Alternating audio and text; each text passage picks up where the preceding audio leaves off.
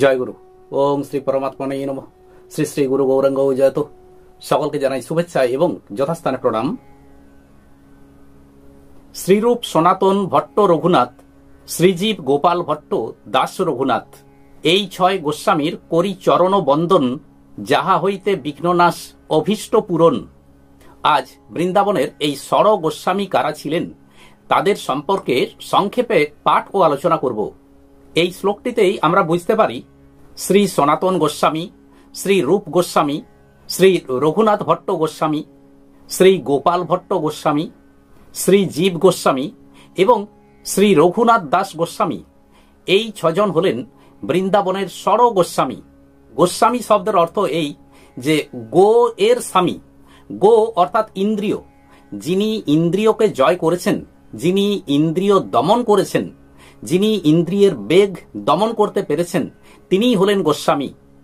এই ষড় গোস্বামীদের মধ্যে দেখুন তিনজন ছিলেন একই পরিবারের, শ্রী সনাতন গোস্বামী, শ্রী রূপ গোস্বামী এবং শ্রী জীব গোস্বামী।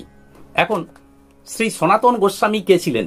এই শ্লোকে আমরা যে শ্রী রূপ গোস্বামীর নাম পেলাম, সেই শ্রী রূপ গোস্বামীর অগ্রজ হলেন শ্রী সনাতন গোস্বামী। জানা যায় সনাতন গোস্বামীর এক পূর্বপুরুষ কর্ণাট প্রদেশের ভরদ্বাজ গোত্রীয় বংশের এক ব্রাহ্মণ রাজা ছিলেন।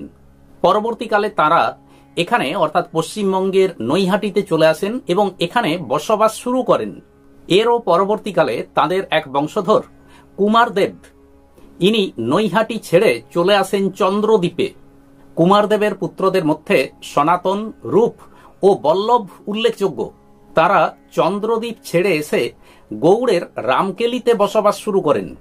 বলা হয় সনাতনের পূর্ব নাম ছিল অমর আর রূপ গোস্বামীর পূর্ব নাম ছিল সন্তোষ। সনাতন গোস্বামী তৎকালীন ন্যায় শাস্ত্র বিশারদ বাসুদেব সার্বভৌম ঠাকুরের কাছে ন্যায় ও বেদান্ত গ্রন্থ পাঠ করেছিলেন। আনুমানিক 1489 খ্রিস্টাব্দে সনাতন গোস্বামীর জন্ম। গৌড়ের সুলতান হুসেন শাহের রাজসভায় ইনি ছিলেন প্রধানমন্ত্রী। হুসেন শাহ তখন তার নাম দিয়েছিলেন সাকর মল্লিক। সনাতন গোস্বামী ছিলেন মহাপ্রভুর এক অন্যতম প্রধান শিষ্য। রূপ গোস্বামী ছিলেন হুসেন শাহের দবির ই খাস বা ব্যক্তিগত সচিব। বিভিন্ন শাস্ত্রে তাদের অগাধ পাণ্ডিত্য ছিল। 1513 খ্রিস্টাব্দে মহাপ্রভুর সাথে অমর, সন্তোষ ও বল্লভের অর্থাৎ এই তিন ভাইয়ের মহাপ্রভুর সাথে সাক্ষাৎ ঘটে। এবার মহাপ্রভু এই তিন ভাইয়ের নামকরণ করেন। এই তিন ভাইয়ের নাম রাখেন সনাতন, রূপ ও অনুপম। এবার তারা সিদ্ধান্ত নিলেন যে মহাপ্রভুর নিকট তারা দীক্ষা গ্রহণ করবেন। রূপ গোস্বামী চিন্তা করলেন যে রাজসভার কার্য ত্যাগ করে তিনি এবার বাকি জীবনটা এই আধ্যাত্মিকতার মধ্য দিয়েই কাটিয়ে দেবেন। তার জন্য তিনি সুলতানের কাছে পদত্যাগ পত্র প্রেরণ করেন। সুলতান তা গ্রহণও করেন। কিন্তু সমস্যা দাঁড়ায় সনাতনকে নিয়ে। দাদা সনাতনও পদত্যাগপত্র পাঠালেন, কিন্তু সুলতান তা কিন্তু গ্রহণ করলেন না। সনাতন তখন নিজ শারীরিক অসুস্থতার কথা সুলতানকে বললেন।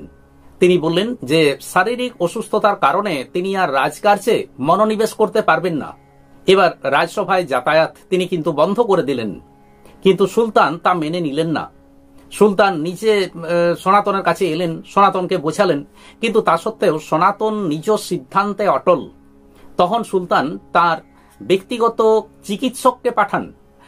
চিকিৎসক এসে দেখলেন, কিন্তু দেখলেন যে সনাতন গোস্বামী সম্পূর্ণ সুস্থ এবং তিনি সুলতানকে এসে বললেন যে না, সনাতনের কোনো প্রকার কোনো ব্যাধি নেই। সুলতান অত্যন্ত ক্রুদ্ধ হয়ে পড়লেন। সনাতনকে তিনি কারারুদ্ধ করলেন। এদিকে রূপ ও অনুপম তারা দুজনেই বৃন্দাবনে যাত্রা করেছেন আর মহাপ্রভুও বৃন্দাবন যাচ্ছেন। তারা বৃন্দাবন থেকে প্রয়াগে ফিরে এলেন। এখানে রূপের সাথে মহাপ্রভুর দেখা হয়। এমন সময় রূপ তার দাদা সনাতনকে একটি চিঠি পাঠান। সনাতন সেই চিঠি পেলেন এবং কারা থেকে কোনো প্রকারে বেরিয়ে এলেন এবং তিনিও গোপনে বৃন্দাবনের পথে অগ্রসর হলেন। প্রয়াগে মহাপ্রভু এই রূপের কাছে 10 দিন ছিলেন। এই সময় তিনি রূপের সাথে ভক্তি শাস্ত্র ও নানাবিধ শাস্ত্র সম্পর্কে আলোচনা করেছেন।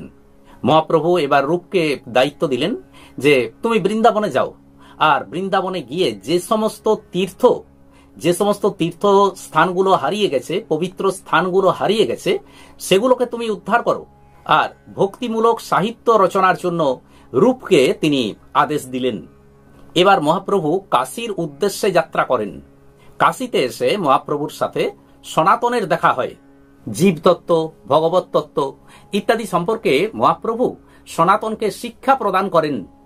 এবার মহাপ্রভু সনাতনকে বৃন্দাবনে যাবার নির্দেশ দিলেন এবং ভক্তিমূলক সাহিত্য রচনা আর হারিয়ে যাওয়া তীর্থস্থানগুলো, পবিত্র স্থানগুলোকে উদ্ধার করার, সংস্কার করার জন্য দায়িত্ব দিলেন। সনাতন গোস্বামী বৃন্দাবনে গেলেন। সেখানে গিয়ে তিনি হরি ভক্তি বিলাস নামক গ্রন্থ রচনা করেন। এছাড়াও আরো বেশ কিছু গ্রন্থ এবং বিভিন্ন গ্রন্থের ভাষ্য রচনা করেন। বৃন্দাবনে তিনি শ্রী মদন মোহনের সেবা প্রতিষ্ঠা করেন। আর বৃন্দাবনে গিয়ে রূপ গোস্বামী রাধা গোবিন্দের সেবা প্রতিষ্ঠা করেন। রূপ গোস্বামী ভক্তিশাস্ত্র রচনা করতে লাগলেন। তার বিখ্যাত ভক্তিশাস্ত্রগুলির মধ্যে ভক্তি রসামৃত সিন্ধু, ললিত মাধব, উজ্জ্বল নীলমণি ইত্যাদি গ্রন্থগুলি প্রধান। এবার শ্রীজীব গোস্বামী, শ্রী রূপ গোস্বামী ও শ্রী সনাতন গোস্বামীর ভ্রাতুষ্পুত্র হলেন, ভাইপো হলেন শ্রীজীব গোস্বামী। শ্রীজীব গোস্বামীর জন্ম আনুমানিক 1513 খ্রিস্টাব্দ। তার পিতার নাম অনুপম। গৌড়ীয় বৈষ্ণব ধর্মের সার সংগ্রহ করার কারণে এবং ষট সন্দর্ভ নামক গ্রন্থ রচনার কারণে শ্রীজীব গোস্বামী এই ষড় গোস্বামীদের মধ্যে খ্যাত হয়ে আছেন। ছোটবেলা থেকেই শ্রীকৃষ্ণের উপাসনার প্রতি শ্রীজীবের প্রচন্ড আকর্ষণ ছিল। অল্প বয়সের মধ্যেই তিনি নানা শাস্ত্রে পারদর্শী হয়ে ওঠেন। পরবর্তীকালে তিনি গৃহ ত্যাগ করে বৃন্দাবনের পথে অগ্রসর হন। বেনারসে এসে শ্রীজীব গোস্বামী মধুসূদন বাচস্পতির কাছে ষড় দর্শন আয়ত্ত করেন। এদিকে কিছুদিনের মধ্যেই তার পিতা অনুপমের মৃত্যু ঘটে। এবার শ্রীজীব গোস্বামী রূপ গোস্বামীর নিকট দীক্ষা গ্রহণ করেন। জীব গোস্বামীর পাণ্ডিত্যে মুগ্ধ হয়ে সম্রাট আকবর তার ভক্তে পরিণত হয়েছিলেন। এমনকি বিভিন্ন পুঁথি, গ্রন্থ ইত্যাদি লেখালেখির জন্য আকবর শ্রীজীব গোস্বামীকে কাগজ দান করেছিলেন। শ্রীজীব গোস্বামী বৃন্দাবনে রাধা দামোদর মন্দির প্রতিষ্ঠা করেন। তার প্রধান প্রধান শিষ্যগণ হলেন নরোত্তম দাস, শ্রীনিবাস আচার্য, শ্যামানন্দ প্রমুখ। আনুমানিক 1598 খ্রিস্টাব্দে শ্রীজীব গোস্বামী ইহলোক ত্যাগ করেন। তার সমাধিটি বৃন্দাবনের রাধা দামোদর মন্দিরে অবস্থিত। গৌড়ীয় বৈষ্ণবগণ জীব গোস্বামীকে রাধারানীর দাসী বিলাস মঞ্জরীর অবতার বলে মনে করেন। শ্রীজীব গোস্বামী প্রায় 25 খানি গ্রন্থ রচনা করেছিলেন। এবার রঘুনাথ ভট্ট গোস্বামী। মহাপ্রভুর একজন সুপরিচিত অনুসারী হলেন রঘুনাথ ভট্ট গোস্বামী। পূর্ব বাংলার এক ভক্ত পরিবারে আনুমানিক 1505 খ্রিস্টাব্দে তার জন্ম। তার পিতার নাম তপন মিশ্র। এই তপন মিশ্র ছিলেন একজন পরম বৈষ্ণব। তপন মিশ্র প্রায়ই মহাপ্রভুকে নিজের বাড়িতে নিমন্ত্রণ জানাতেন। এই সময়ে রঘুনাথ ভট্ট, যিনি অত্যন্ত বালক ছিলেন, তিনি মহাপ্রভুর সেবা করার সুযোগ পেয়েছিলেন। পরবর্তীকালে রঘুনাথ ভট্ট বিভিন্ন শাস্ত্রে পারদর্শী হয়ে ওঠেন। মহাপ্রভু যখন পুরীতে অবস্থান করছিলেন তখন রঘুনাথ ভট্ট পুরীতে গমন করেন এবং সেখানে প্রায় 8 মাস থেকে মহাপ্রভুর সেবা করার সুযোগ পেয়েছিলেন। রঘুনাথ ভট্টের ভক্তিতে মুগ্ধ হয়ে মহাপ্রভু নিজের গলার তুলসীর মালা এই রঘুনাথকে পরিয়ে দিয়েছিলেন। এরপর রঘুনাথ ভট্ট আবার নিজের বাড়িতেই ফিরে আসেন। কিছুকাল পর তার পিতামাতার যখন মৃত্যু ঘটে, তারপর তিনি আবার পুরীতেই গমন করেন। পুরীতে এসে মহাপ্রভুর সেবায় নিযুক্ত হন। কিছুদিনের মধ্যেই মহাপ্রভু রঘুনাথ ভট্টকে বললেন যে, রঘুনাথ, তুমি এবার বৃন্দাবনে যাও আর সেখানে রূপ সনাতন গোস্বামীর কাছে তুমি শাস্ত্র অধ্যয়ন করো। রঘুনাথ ভট্ট বৃন্দাবনে গেলেন। শাস্ত্রে বলা আছে যে এই রঘুনাথ ভট্ট পূর্বে রাগমঞ্জরী নামে গোপী ছিলেন। রঘুনাথ ভট্ট কখনোই জাগতিক বিষয় বা জাগতিক কথাবার্তা নিয়ে আলোচনা করতেন না। তিনি বৈষ্ণব নিন্দা শ্রবণ করতেন না কিংবা কাউকে কোনো প্রকার দোষও দিতেন না। বৈষ্ণবগণ যদি কোনো দোষ করেও থাকেন তাকে তিনি ক্ষমার চোখে দেখতেন। রঘুনাথ ভট্টের প্রধান 2 শিষ্য হলেন শ্রী গদাধর ভট্ট এবং শ্রীল কৃষ্ণদাস গোস্বামী মহারাজ। এই বৃন্দাবনে এসেই তিনি ষড় গোস্বামীদের একজন হয়ে ওঠেন। আনুমানিক 1579 খ্রিস্টাব্দে তিনি ইহলোক ত্যাগ করে নিত্য ধামে প্রবিষ্ট হন। এবার গোপাল ভট্ট গোস্বামী। শ্রীচৈতন্য মহাপ্রভুর এক অন্যতম প্রধান শিষ্য হলেন এই গোপাল ভট্ট গোস্বামী। আনুমানিক 1503 খ্রিস্টাব্দে দক্ষিণ ভারতের শ্রীরঙ্গমে এক বৈষ্ণব পরিবারে তার জন্ম হয়। তার পিতার নাম বেঙ্কট ভট্ট। গোপাল ভট্ট প্রথমে লক্ষ্মী নারায়ণের সেবক ছিলেন। মহাপ্রভু যখন দক্ষিণ ভারত পরিভ্রমণে গেছিলেন তখন 1510 খ্রিস্টাব্দে গোপাল ভট্ট মহাপ্রভুর সাক্ষাৎ লাভ করেন। সেই সময় তিনি মহাপ্রভুর সেবার সুযোগ পেয়েছিলেন। মহাপ্রভু যখন দক্ষিণ ভারত ত্যাগ করে চলে যাচ্ছিলেন তখন গোপাল ভট্ট এতটাই বিচলিত হয়ে পড়েছিলেন যে মহাপ্রভুকে আরও কয়েকটা দিন সেখানে থেকে যেতে হয়েছিল। মহাপ্রভুর প্রস্থানের পর গোপাল ভট্ট তার কাকা প্রবোধানন্দ সরস্বতীর কাছে শিক্ষা গ্রহণ করেন। ইতিমধ্যে তিনি এক দিব্য দর্শন অভিজ্ঞতা লাভ করেছিলেন। এই দিব্য দর্শন পেয়ে তিনি বৃন্দাবনে যেতে মনস্থ করলেন। সেই সময় মহাপ্রভু বেঙ্কট ভট্টের বাড়িতেই ছিলেন। মহাপ্রভু তাকে নিষেধ করলেন। তখন মহাপ্রভুর নির্দেশ মতো গোপাল ভট্ট বাড়িতে থেকে গেলেন এবং বৃদ্ধ পিতামাতার সেবা শুশ্রূষা করতে লাগলেন। এরপর পিতামাতার মৃত্যুর পর গোপাল ভট্ট বৃন্দাবনে গমন করেন। বৃন্দাবনে এসে তিনি রূপ গোস্বামী সনাতন গোস্বামীর সাথে সাক্ষাৎ করেন। রূপ গোস্বামী সনাতন গোস্বামী এই গোপাল ভট্টকে ভাইয়ের মতো গ্রহণ করেন। বৃন্দাবনে এসে প্রথমে তিনি নানান শাস্ত্র অধ্যয়ন করেন এবং পরবর্তীকালে তিনি বিভিন্ন তীর্থস্থান পরিভ্রমণ করেন। শ্রী গোপাল ভট্ট নিজের সঙ্গে 12টি শালগ্রাম শিলা রাখতেন।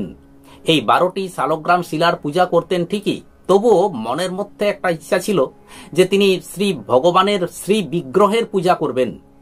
একদিন রাত্রে তিনি প্রসাদ গ্রহণ করে একটি গাছের নিচে ঘুমিয়ে পড়েন। পরের দিন সকালে উঠে নদীতে স্নান করে তিনি যখন শালগ্রাম শিলাগুলোকে জাগাতে যাচ্ছেন তখন সেই শালগ্রাম শিলার মাঝে তিনি দেখলেন একটি শিলা শ্রী বিগ্রহে পরিণত হয়েছে, ভগবান শ্রীকৃষ্ণের এক অপূর্ব বিগ্রহে পরিণত হয়েছে। রূপ গোস্বামী সনাতন গোস্বামী এই ঘটনা দেখে তারা অত্যন্ত মুগ্ধ হয়ে পড়লেন এবং এই শ্রী বিগ্রহের নাম রাখলেন শ্রী রাধারমণ দেব। মহাপ্রভুর শিক্ষা ও বাণীকে স্মরণ করে শ্রী গোপাল ভট্ট গোস্বামী আজীবন তার ইষ্টদেব শ্রী রাধারমণের সেবা করে গেছেন।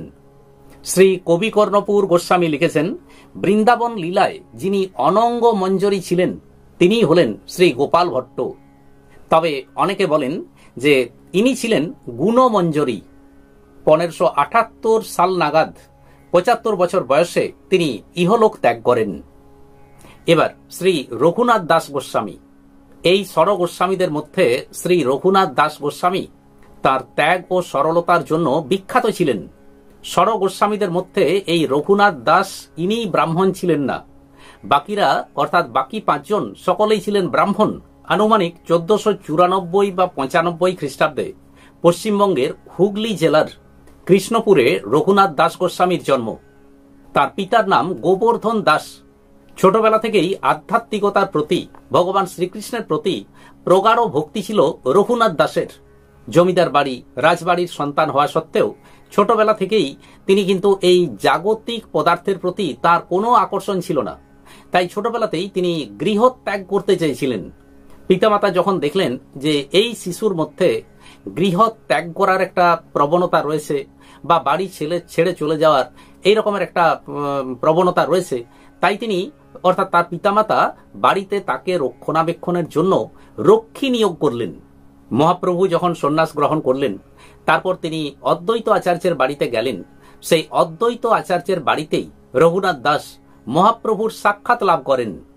পরবর্তীকালে রঘুনাথ দাস বাড়িতে যে রক্ষী নিযুক্ত করা ছিল তাদেরকে ফাঁকি দিয়ে তিনি পুরীতে চলে আসেন। পুরীতে এসে তিনি মহাপ্রভুর সাথে সাক্ষাৎ করেন। এখানে তিনি মহাপ্রভুর সেবার সুযোগ পান। রঘুনাথ দাস একবার নিত্যানন্দ প্রভুর সাথে সাক্ষাৎ করার জন্য পানিহাটিতে আসেন।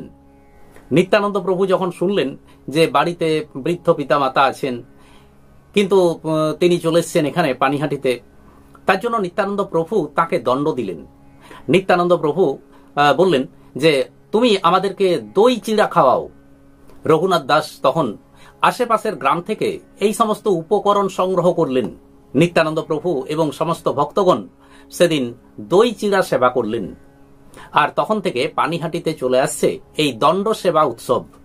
চৈতন্য চরিতামৃত গ্রন্থে বলা আছে, রঘুনাথ দাস গোস্বামী দিনের মধ্যে 22 ঘন্টা কৃষ্ণ মন্ত্র জপ করতেন। তিনি খুব অল্প আহার করতেন এবং অল্প সময় নিদ্রা যেতেন। পুরীতে এসে তিনি শ্রী স্বরূপ দামোদরের কাছে দীক্ষা গ্রহণ করেন। এই পুরীতে তিনি দীর্ঘ 16 বৎসর মহাপ্রভুকে সেবা করার সুযোগ পেয়েছিলেন। মহাপ্রভুর আকস্মিক অন্তর্ধানের পর রঘুনাথ দাস আবার নিজ বাড়িতেই ফিরে আসেন, নিজ দেশে ফিরে আসেন।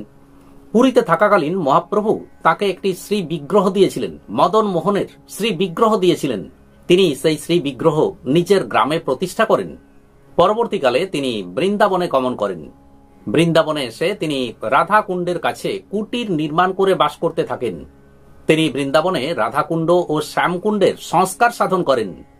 কৃষ্ণ সাধনার পাশাপাশি তিনি মুক্তাচরিত, শ্রী নামচরিত, শিক্ষাপটল ইত্যাদি বেশ কিছু গ্রন্থ রচনা করেছিলেন।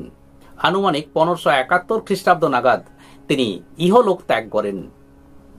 আজ এই পর্যন্তই। আসুন এবার শ্রী ভগবানের মহামন্ত্র জপ করি। হরে কৃষ্ণ কৃষ্ণ কৃষ্ণ হরে হরে, হরে রাম রাম রাম হরে হরে। নমস্কার।